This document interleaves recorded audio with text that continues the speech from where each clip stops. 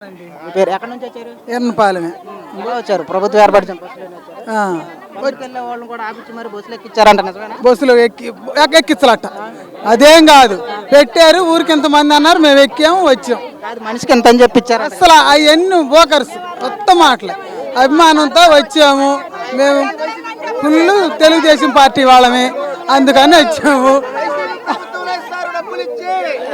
అంతే. ఇలేదు, ఏ పార్టీ ఇలేదు, డబ్బులు ఇలా కూలీలా ఏమీ లేదు, అభిమానం కోసం వచ్చాము. 15 సంవత్సరాల పిల్లకి వేస్తాము డబ్బులు, 15 ఏళ్ళ వాళ్ళకి కూడా వేస్తాము డబ్బులు అన్నాడు. ఏది ఒక్క రూపాయి లేదు, అడగదాము అనుకున్నాం, ఇక అది అంతే. ఇంతకుముందు మాకు 1300 జీతం ఈడ టెప్పర్ తోలితే, ఇవాళ 3000 జీతం. పని అట్టుంది. 1700 ఎక్కువ ఇష్టా. ఇప్పుడు మాకు రేట్లు పెరిగినాయి, మా పొలాలకు రేట్లు పెరిగి, మా స్థలాలకు రేట్లు పెరిగినాయి. ఒక రాజధాని మన కుటుంబానికి మనకి ఇల్లట్టో ఇది ఆయన కడతాడు.